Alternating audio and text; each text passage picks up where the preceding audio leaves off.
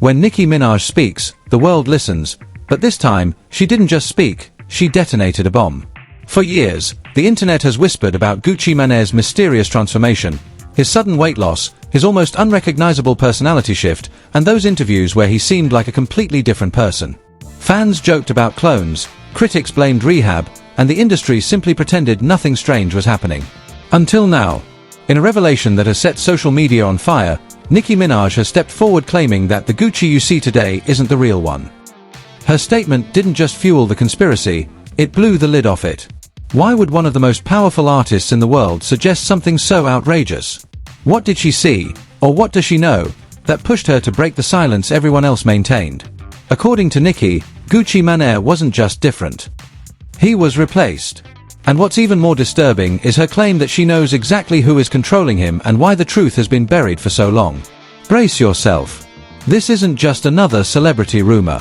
This is the story they never wanted you to question, and the answers might be darker than anyone imagined. The whispers didn't start all at once. At first, they were just distant murmurs echoing through comment sections and late-night Reddit threads.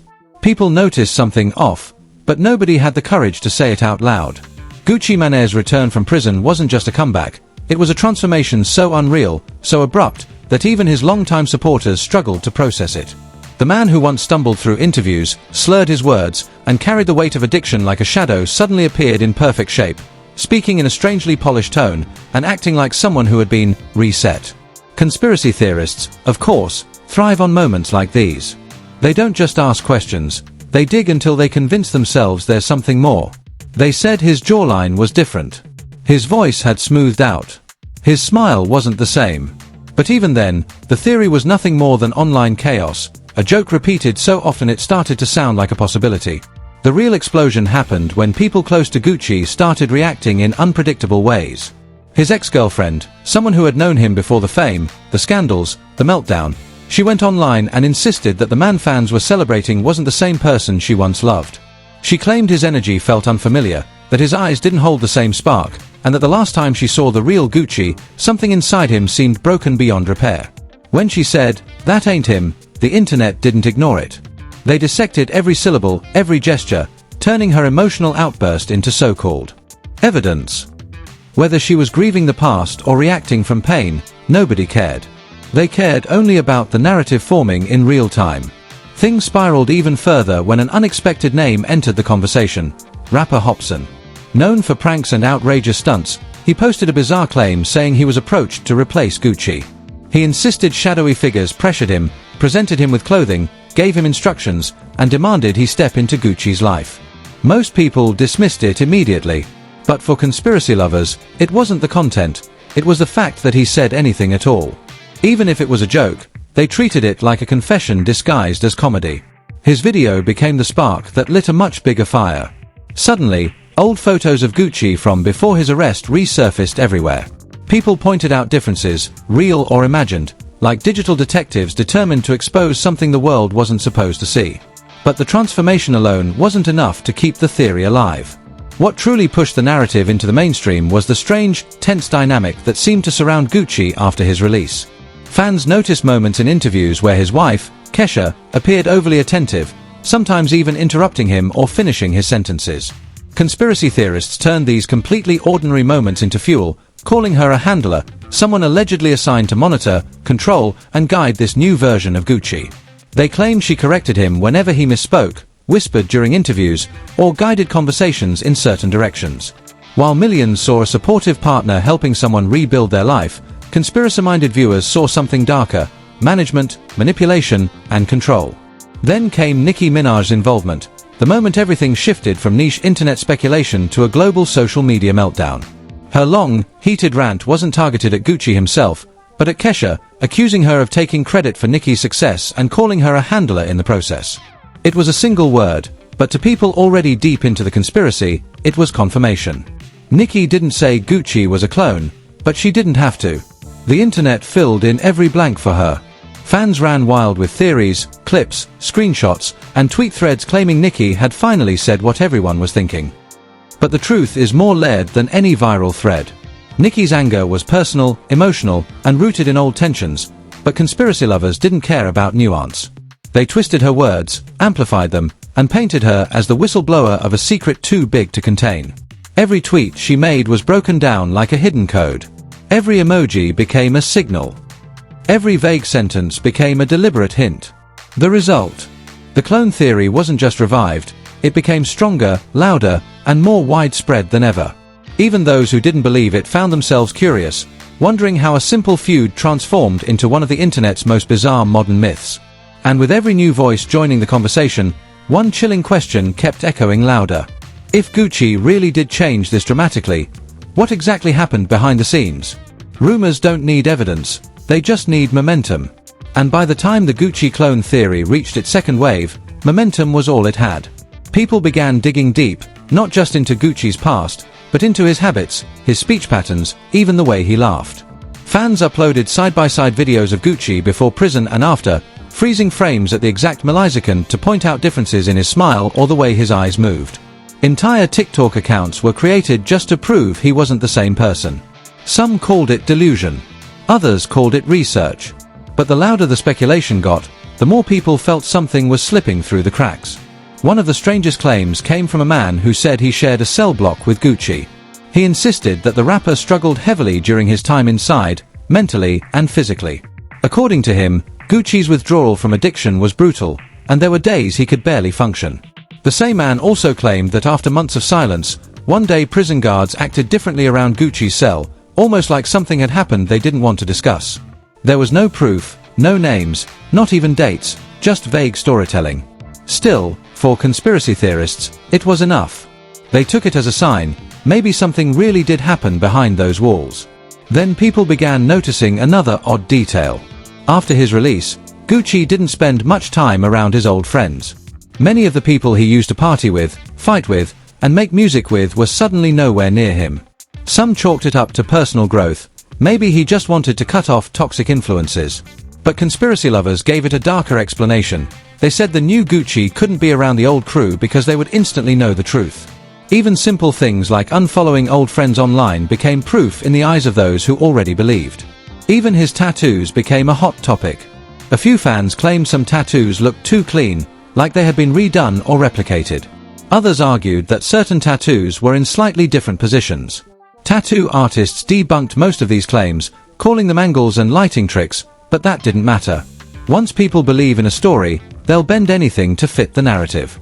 The most intense debates erupted around Gucci's voice.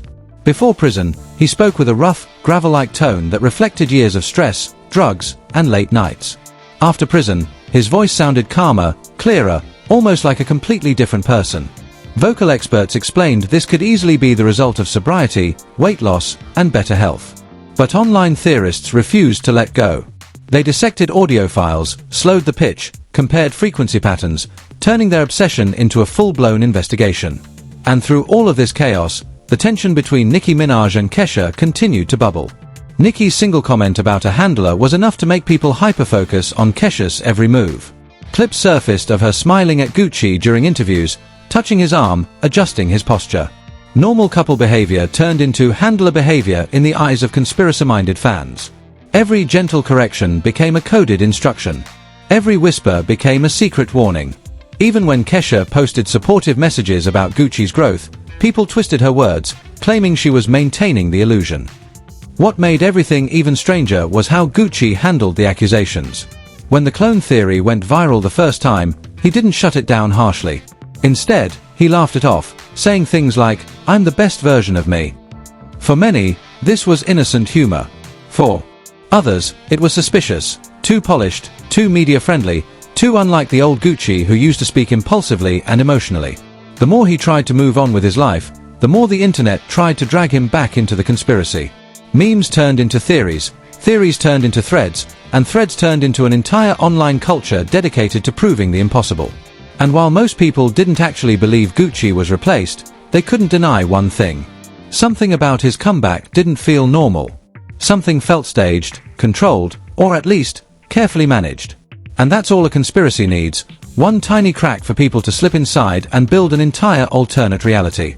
As the theory gained more traction, the internet began connecting dots that may have never been meant to touch. People revisited Gucci's 2013 meltdown, his wild Twitter rants, the public fallouts, the arrests, and compared that chaotic version of him with the calm, collected man who walked out of prison years later. They questioned how someone could go from complete turmoil to perfect discipline in such a short time. Supporters of the clone narrative argued that real transformation, healing, and recovery take years, not months. They insisted that the sudden shift wasn't just impressive, it was suspicious. Meanwhile, videos kept resurfacing of Gucci giving interviews where his demeanor seemed almost rehearsed. Fans pointed out moments where his facial expressions didn't match the tone of his words, or when he paused too long before answering simple questions. Theories spread that he had been given specific lines or instructions. Even harmless body language cues, like adjusting his hands or sitting up straight, were scrutinized and labeled as glitches. People started saying things like, "His acting too perfect," or "This isn't confidence, this is programming." It was as if the internet wanted to find a flaw, a crack, anything that could validate the story they were building. But perhaps the most unsettling aspect of the entire theory was the idea that Gucci's environment was carefully curated. Before prison, he was unpredictable, partying, fighting, publicly feuding. After prison, his life appeared tightly structured. He posted pictures at the gym, eating clean meals, spending quiet evenings with his wife. The chaos was gone, replaced with discipline. To many, it was inspiring. But to conspiracy theorists, it was too neat, too controlled, too unlike the wild man they remembered. They argued that the old Gucci would never settle into a picture-perfect routine. They suggested that this new version was designed to be easier to manage, market, and monetize. The tension surrounding Kesha intensified in this part of the theory. She became the center of speculation, with people claiming she was always present, always watching, always guiding. Anytime Gucci spoke publicly, people would zoom in on her reactions. If she nodded, they'd say she was signaling approval. If she looked serious, they'd say she was monitoring him. No matter what she did, the internet twisted it into something sinister. Even old clips that had nothing to do with the conspiracy were repurposed and edited to make her look like she was controlling him. The narrative shifted from a husband and wife's relationship to something darker, like a puppet and a puppeteer. Nicki Minaj's earlier statements kept resurfacing too. People began breaking down her words, claiming she had insider knowledge of the industry. Fans argued that celebrities don't say things lightly, especially when they know millions are listening. They said her calling Kesha a handler wasn't a random insult, it was a coded message. Some believed Nicki was indirectly warning the public about something she couldn't say openly. Others said she was simply using a word in anger, and the internet exaggerated it. But in the world of conspiracy theories, intent doesn't matter, interpretation does. And the interpretation was spiraling. Even Gucci's music became a subject of debate. Devoted fans claimed his flow and energy felt different. His voice sounded clearer, his delivery more precise. They said he didn't rap with the same raw, reckless energy that defined his early career. Critics pushed back, arguing that artists evolve. But the theorists insisted that his artistic shift was manufactured to match the new controlled identity. They compared lyrics from before and after prison, highlighting lines where Gucci spoke about transformation, rebirth, or becoming a new person. Conspiracy pages twisted those metaphors into coded confessions. And through it all, the question kept growing louder. Was this just the story of a man who rebuilt himself after hitting rock bottom? Or was there something much stranger happening behind the scenes? The answers remained blurry, tangled in speculation, emotion, and the internet's hunger for mystery. But one thing was clear, people weren't just interested in Gucci's comeback. They were obsessed with what might be hiding beneath it. Before you click away, take a moment and really think about what you've just heard. Because this isn't just another celebrity rumor or internet meme that fades in a week. This is one of the most persistent, most argued, and most bizarre theories the entertainment world has ever seen. And the strange part? It only gets deeper the more you look into it. Was Gucci Mane's transformation truly just the result of discipline, recovery, and a fresh start? Or is there a darker layer hiding beneath the surface? Did Nicki Minaj accidentally reveal something she wasn't supposed to say? Or was her outburst simply taken out of context and twisted into something bigger than it ever should have been? Now I want to hear from you. Do you believe Gucci's drastic change is completely natural, or do you think there's even a slight chance that the clone theory holds some truth? Do you think Kesha is unfairly targeted by conspiracy theorists, or does her presence in every moment raise even more questions? And what about Nicki? Was she speaking emotionally, or was she hinting at something deeper inside the industry? Your perspective matters, because theories like this don't survive because of evidence, they survive because of conversation. And right now, the conversation is louder than ever. So drop your thoughts below. I want to see your theories, your questions, your doubts, even your wildest guesses. Smash that like button if you want us to dig deeper into celebrity conspiracies, hidden secrets, and the stories the industry hopes you'll ignore. And don't forget to subscribe, because this is far from over. Every week, there's another leak, another tweet, another moment that flips the narrative completely upside down. You don't want to miss the next chapter, because if the internet is right, this story is only getting started.